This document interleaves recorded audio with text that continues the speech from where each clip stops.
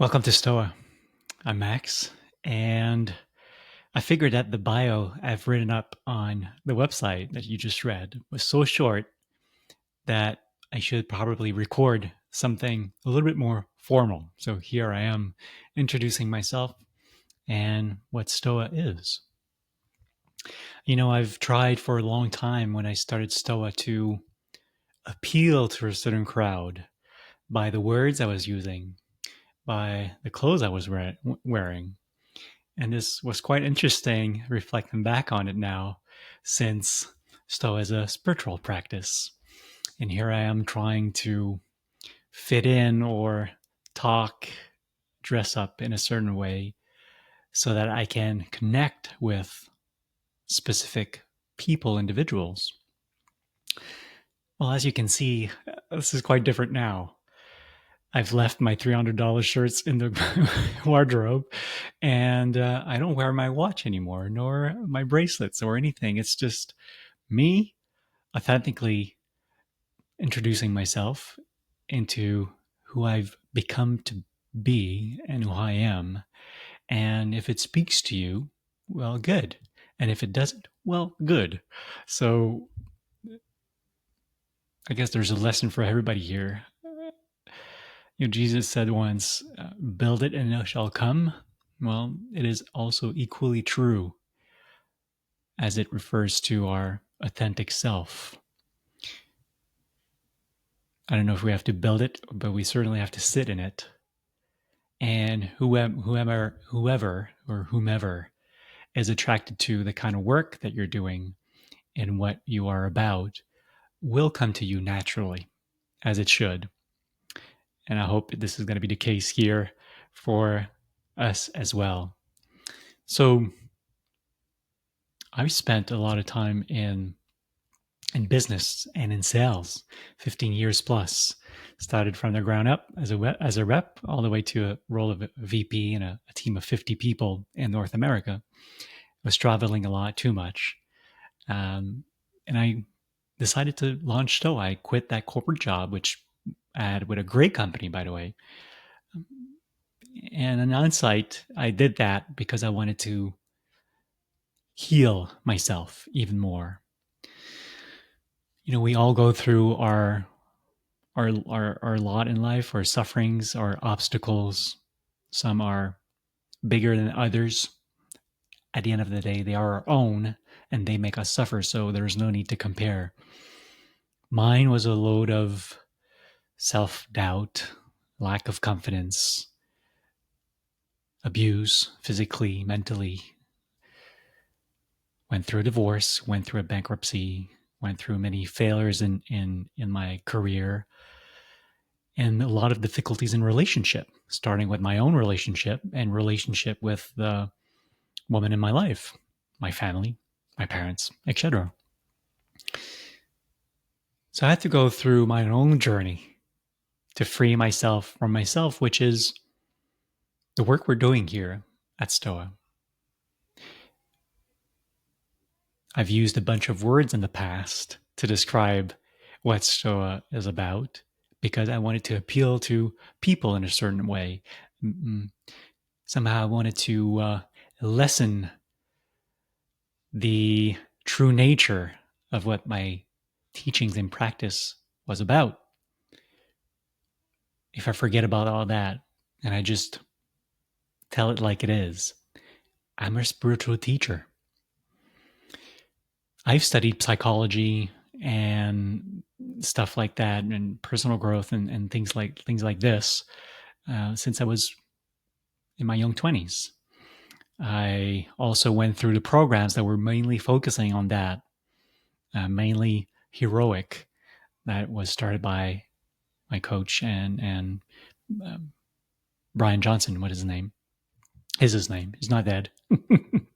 And I did all that, focusing on psychotherapy, philosophy, and all things of science-based growth, which was insightful, interesting, and it's helpful. But that's not what saved me. That's not what helped me to become who I am today. Spirituality did that. The great traditional scriptures did that for me. Being coached and guided by Byron Katie, who I worked with one-on-one, with Alan Cohen, which is my dear coach and friend, who I work with one-on-one for a very long time and followed many of his programs. These are my spiritual guide that helped me throughout my own journey and then my own studies of the traditional text, whether it's Buddhism, Hinduism, Zen, Taoism, Sufism.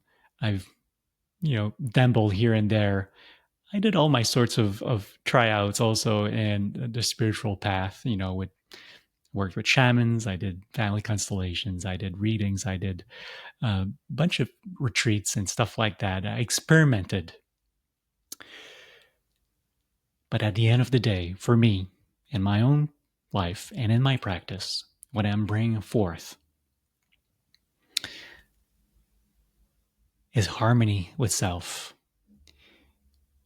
We want to free ourselves from ourselves. We are our worst own enemy. And to find inner peace, one needs to go through his own growth, his own death, literally, not physically, but a death of the ego. You got to conquer your ego and what the conditionings and patterns are. And you don't need to do an in-depth psychotherapy or psychoanalysis to do that. Well, you can surely do that. I've done that myself in the past. But when you embark on a spiritual path, yes, you take a look at what has been done and where you're coming from, but you work in the now. You work with what you have. There's no point in victimizing ourselves with the fact that my parents got divorced when I was a kid and I got beaten up and that mommy, did that to me, or that this relationship, completely sabotaged my heart and whatever. There's no point in dwelling into what happened in the past. What is the past is the past, and it's done. And when you embark on a spiritual path, you have an understanding of how this affected you. You understand it viscerally. You experience it. But then you work with it now. And I'll tell you this. When you work with me, and when you embark on true spirituality and the true spiritual path, it is much more about unlearning than learning new things. It's much more about going back to who you already are, but you've forgotten about it because you're not living your own life. You're living your ego's life, your false identity, your false self, call it whatever you want. Different traditions have different names, but you're not living your own life, the life you're meant to live. And working with me or listening to my teachings is at the core of what we do. We go back to the roots, to the essence of what you are. We work in the now, and we make sure that we peel the onion so deep that you get to connect with a peace, a joy, a bliss that is within you already.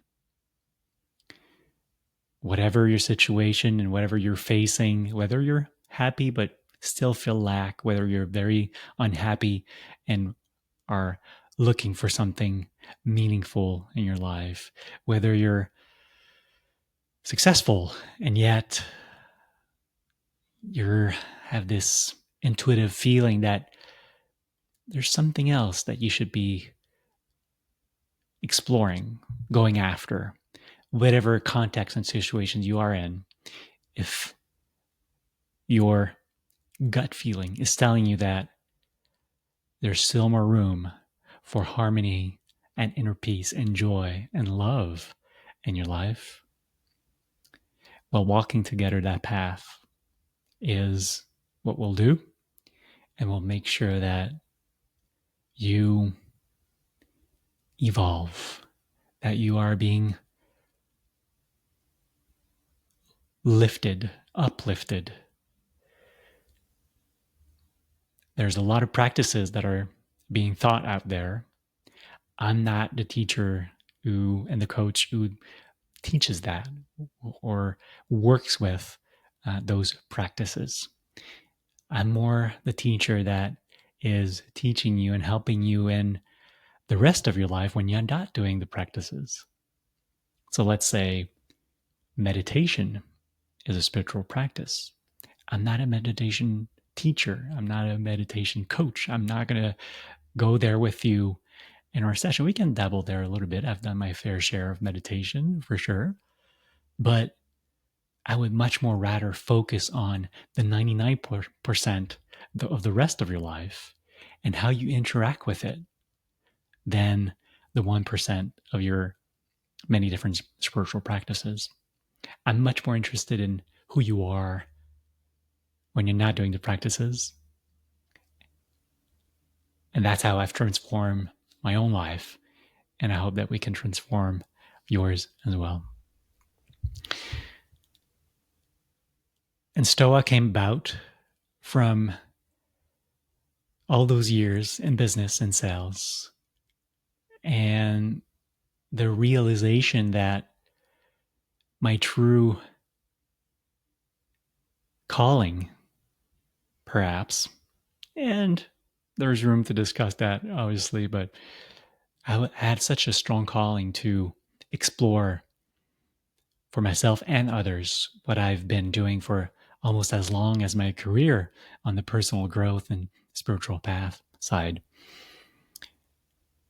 And I did the jump, did the leap, and here I am offering you to follow me in my teachings and to work with me if you feel so inspired, so that we can do the same within your own business and life, most importantly, because there's no difference between business and life. I believe that everything we embark on, everything we do in our life is our spiritual journey, whether it's business or not, relationships, families, and etc. We are a spiritual being having a human experience, as one great master said. So therefore, there is absolutely no difference between life, business, spirituality.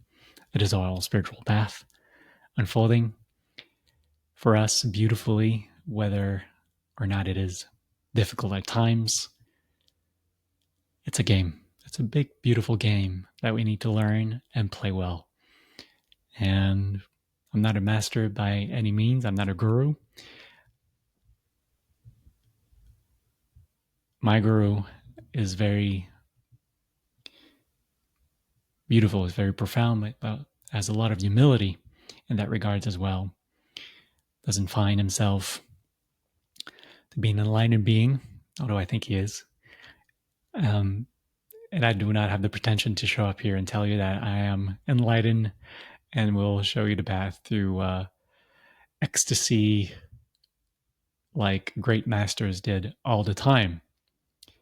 But I can certainly show you the path there for some time, as I did for myself. So